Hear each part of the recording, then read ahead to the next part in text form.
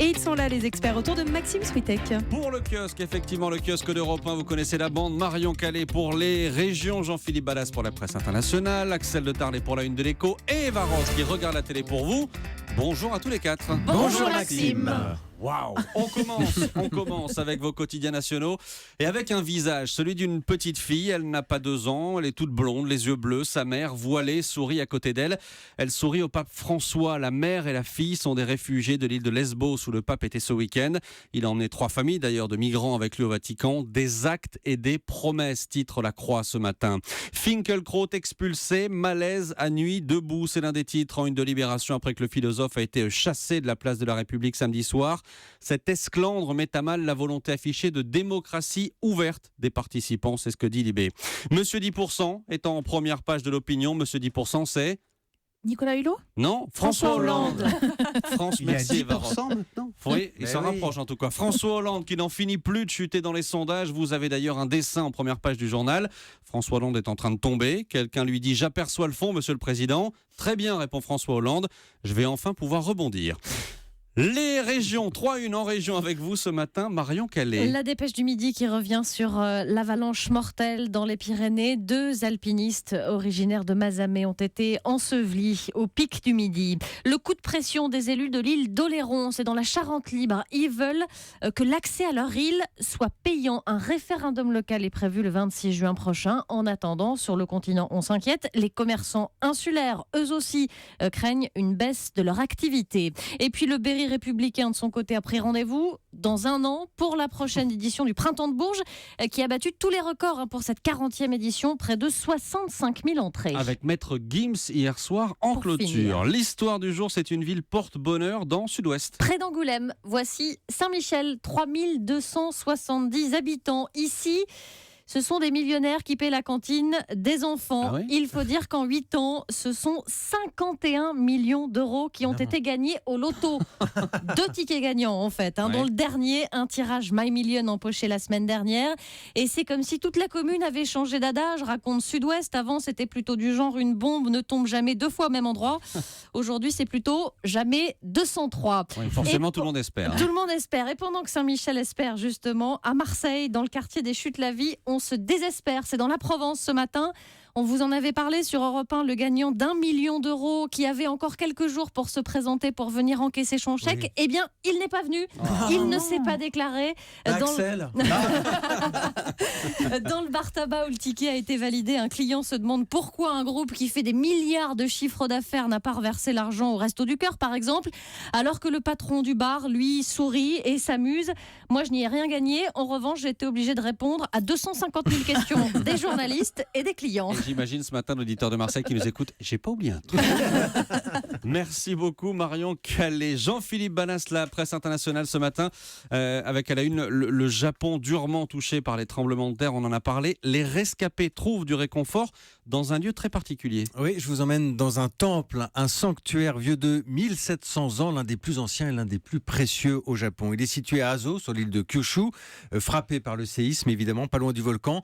Et une équipe de CBS, la chaîne américaine, est allée sur place pour constater les dégâts. Eh bien, évidemment, le sanctuaire a souffert. La grande porte de bois à l'entrée s'est effondrée. La salle de prière est penchée. Il y a plusieurs bâtiments qui sont à terre. Et pourtant, les habitants continuent de venir. Ils viennent pour se recueillir, ils viennent pour faire des dons. Ils viennent aussi et surtout pour avoir de l'eau potable, toujours précieuse après une catastrophe. Et il y en a dans le temple. Elle arrive à travers de gros tubes, des tiges de bambou. Mais attention, parce que c'est de l'eau bénite. Alors il faut faire très attention à tout ça. C'est ce qu'explique un vieil homme. Je ne l'utilise que pour cuire le riz ou préparer le thé. Pour me laver, j'ai l'eau de la rivière. Alors difficile encore de savoir si ce temple retrouvera un jour son allure d'avant la catastrophe. On sent en tout cas que les habitants là-bas en ont vraiment besoin. Ouais, on imagine. Merci Jean-Philippe. C'était à la une de la presse internationale. La une de l'Écho ce matin avec vous, Axel de Tarlet. Avec la chute des ventes qui poussent les fabricants d'appareils photo vers le haut de gamme, c'est-à-dire dans les échos, on l'a bien dit, la chute des ventes. Exactement. Je ne sais pas qui a acheté récemment un appareil photo. Pas moi. Récemment, voilà. c'est moi non plus. Récemment, le- c'est jusqu'à quand? Non, j'ai un iPhone. Mais non, mais c'est le grand Voilà. Exactement, c'est le grand paradoxe. On prend de plus en plus de photos, mais on achète de moins en moins d'appareils photo. Donc le marché en France a baissé de 18% l'an dernier. Waouh. Il a été divisé par 2,5 en 5 ans. Et vous l'avez dit, Jean-Philippe, c'est parce qu'on prend des photos aujourd'hui avec notre appareil de mobile, Ouais. enfin notre smartphone. Voilà. Ouais. Donc, que font les fabricants d'appareils photo ? Ils essaient de trouver des stratégies. Et donc, dans ces cas-là, on monte en gamme, on essaye de vendre plus qu'un appareil photo. On vous vend David Hamilton, on vous vend de la technologie. Donc, notamment, ils vendent maintenant les appareils photo haut de gamme, font Wi-Fi, c'est-à-dire que vous n'avez plus besoin de sortir la carte mère. Vlouf, directement, la photo bascule sur votre ordinateur. Autre stratégie, vous savez, souvent on est impressionné par les gens qui ont des appareils photo avec des gros objectifs. Là, ils peuvent zoomer là, comme des pros. Alors Vous maintenant, faites bien le zoom, Axel. mais le problème de ces gros appareils photo, c'est que c'est compliqué de se trimballer mettre dans la avec, de poche. mettre dans la poche. Alors, ils ont trouvé la parade et ça s'appelle des appareils photo hybrides qui ont les qualités du réflexe, c'est-à-dire avec ce gros objectif, mais qui sont beaucoup plus petits, donc qui peuvent se mettre dans la poche. Voilà. Ça et puis, il y déforme a un peu quand même. il y a une autre niche, c'est alors le bon vieux Pola.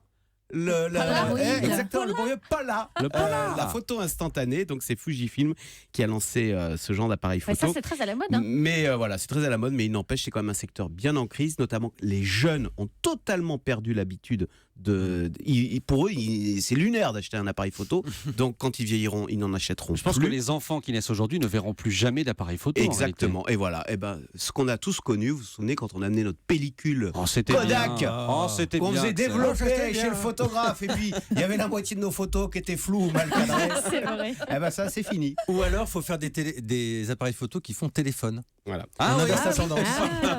ça. Alors, je vais faire le C'est pas jeune, bête. je vais vous prendre en photo, Maxime, Ouais, vous tweetez avec après mon téléphone portable, bien sûr, et on va mettre la photo sur E1 matin. Voilà, la chute des ventes d'appareils photo qui pousse les fabricants vers le haut de gamme, c'est-à-dire dans les échos. Merci Axel de Tarlet. On en vient à la télé, à votre choix pour ce soir. Eva Rock, Et oui. la finale de Top Chef sur Évidemment. M6, 20h55. On n'en avait pas encore parlé cette saison. Alors, il y a 13 semaines, ils étaient 16. Et bien, ce soir, ils seront 2. Il reste Colline et Xavier qui sont les finalistes du concours culinaire qui est réservé aux professionnels. Et alors, leur défi ce soir, c'est de réaliser un banquet pour 100 bénévoles de la Croix-Rouge, soit 10 heures de cuisine non-stop avec une Quand même. brigade qui est composée des candidats de la saison. Alors, l'état d'esprit de Colline, c'est ça. Je suis fière d'être arrivée jusqu'en finale parce que j'ai complètement mis ma vie entre parenthèses pour en arriver là dans ce concours. Gagner Top Chef, ce serait la plus belle des récompenses. Et alors, quant à Xavier, les choses, elles sont très claires. Depuis que j'ai mis le pied dans le concours, je pense qu'il y a une seule chose, c'est cette épreuve, c'est la finale, c'est le grand jour, celui qu'il ne faut pas louper.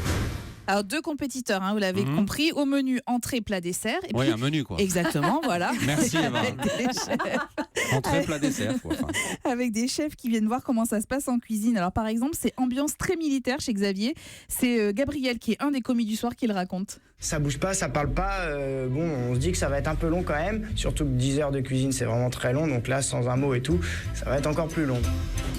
Il était chafouin toujours, Gabriel. hein. Exactement. Mais enfin, c'est vrai que c'est ambiance très très militaire. Il n'y a pas un bruit au-dessus de l'autre, voilà. Et alors pendant que Michel Saran, lui, le chef, va trouver une équipe beaucoup plus détendue auprès de Colline. Ça va, travailler avec Colline, c'est bien? C'est parfait. Elle est gentille? Non, il faut pas qu'elle soit gentille, alors c'est pas bien. Non, mais moi, je trouve tout le monde gentil. Même Philippe Etchebest. Ah non, ça c'est pas possible. Oui, si, c'est possible. Alors, vous allez voir que la bonne humeur va quand même disparaître au fur et à mesure de l'épreuve. La finale, elle est très rythmée, elle est enjouée. Tout le monde peut la regarder, même si vous n'avez pas suivi cette saison 7. Je regrette quand même les longueurs. Et puis alors surtout, je regrette surtout le fait d'avoir vidé mon frigo après avoir visionné les 2 heures d'émission, dont je connais la fin. Mais j'ai juré de ne rien dire. Ah, moi j'ai une chouchoute, c'est Colline. Ouais, Je moi veux aussi. que Colline Oui, gagne. mais il faut qu'une Est-ce fille que- gagne un peu quand même, Top Chef. Est-ce que Colline gagne? Elle a raison, Anissa. Voilà, je sais pas. À demain matin. Bah On va si, se vous coucher le savez, tard vous voulez pas, encore. vous Non, voulez je pas ne nous peux pas le vous dire. le dire. Tant pis, bon ben voilà, Top Chef, la finale ce soir 20h55 sur M6.